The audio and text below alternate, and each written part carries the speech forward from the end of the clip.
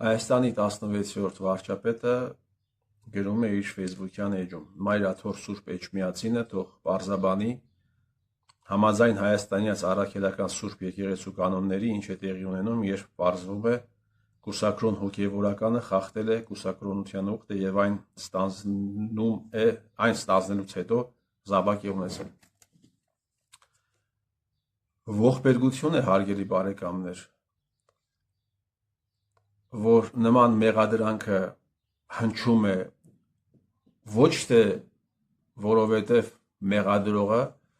ցանկանում է առողջացնել եկեղեցին,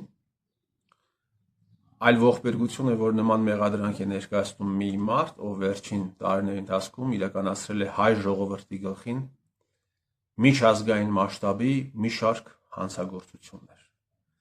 Եվ նա այս ամենը իրականացնում է ոչ թե որովհետև ուզում է, ինչպես ասացի, առողջացնել, այլ ավելի տկարացնել եկեղեցին եւ ամբողջապես գցել իր հանցավոր իշխանության ազդեցության տակ։ Ողբերգություն է նաև այն, որ այս մեղադրանքը, որ կաթողիկոսը խախտել է կուսակրոնության ուխտը, համարյա կասկած չի առաջացնում, որ համապատասխանում է իրականությանը։ Սա էլ է ողբերգություն։ Եկեք անկեղծ խոսենք, հարգելի բարեկամներ, սա ողբերգություն է։ Մեկ այլ խայտառակություն նրանում է, որ հայ առաքելական եկեղեցին այսօր փորձում են պաշտպանել մարդիկ, ովքեր առնվազն հանրային տիրույթում, մեդիա տիրույթում փորձում են պաշտպանել մարդիկ, ովքեր ենթարկվում են մի խմբի, որի ներկայացուցիչները, որի պարագլուխը տարիներ շարունակ կեղեքել է Հայաստանի Հանրապետությունը, բեմականացրել է կեղծ հեղափոխություն Փաշինյան Նիկոլի հետ, խոսքը Սերժ Սարգսյանն է վերաբերում, որոնց գործունեությունը ամբողջապես եկել է հակաքրիստոնեական եւ նաեւ հակաառաքելական եկեղեցուն ուղղված։ Ես հիշում եմ, որ 2013 թե 14 թվականներ, երբ նշանակվեց Շիրակի մարզպետը Ֆելիքս Սոլակյանը, Ֆելիքս Սոլակյանին ուղղակի ասել էին, որ առաջինը Գյումրիում կգնաս այցելության ոչ թե Միքայել arczepiskopos այն ժամանակի եպիսկոպոս Աջապահյանին, այլ քույր Արուսյակին, կաթոլիկների այստեղի ներկայացուցչին։ Եվ այսպիսի բազմաթիվ դրվագներ կան, մանր դրվագներ եւ նաեւ բովանդակային դրվագներ, որ այս մարդիկ իրենց գործունեությամբ եղել են հակաքրիստոնեական։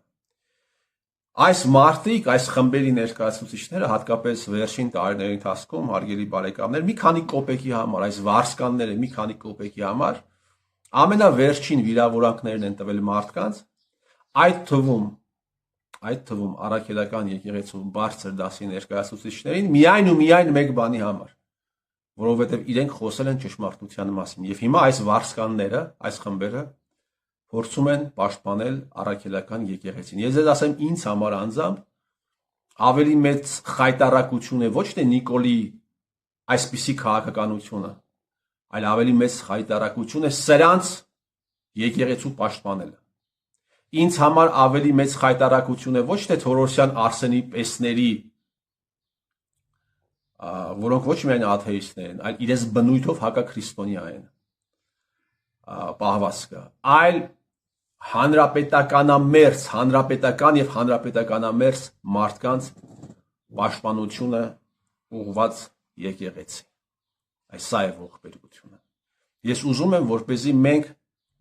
ամեն ինչ շատ պարզ չէ, հա, ես ուզում եմ, որպեսզի մենք այն մարդիկ, ովքեր հատկապես հետևում են իմ խոսքին, ավելի ընդհանրական ռակուրսից նայեն տեղի ունեցողին։ Վերջին տարիների վերջին տասնամյակների կարելի ասել քրիստոնեական աշխարհի ամենալուսավոր դեմքերից մեկ Ալեքսանդր Մենը, ով 1990 թվականի սեպտեմբերին սպանվեց, եթե ճիշտ եմ հիշում, ուղղակի տապորով խփել էին մենին եւ նա սեպտեմբերին մահացավ եւ շքան գիտեմ նաեւ այդ հանցագործությունը բացահայտված չէ, իր գրքում գրում է հետեւյալը. «Нельзя быть христианином, если нет внутренней убежденности в истине Христова, и нельзя им также быть, если не ставишь своей задачей исполнение нравственных заповедей». Այն մարդիկ, ովքեր իրենց գործունեությամբ ապացուցել են, որ բացարձակապես որևէ առնչություն չունեն Քրիստոսի հետ, Քրիստոսի խոսքի հետ, այսօր փորձում են պաշտպանել առաքելական եկեղեցին։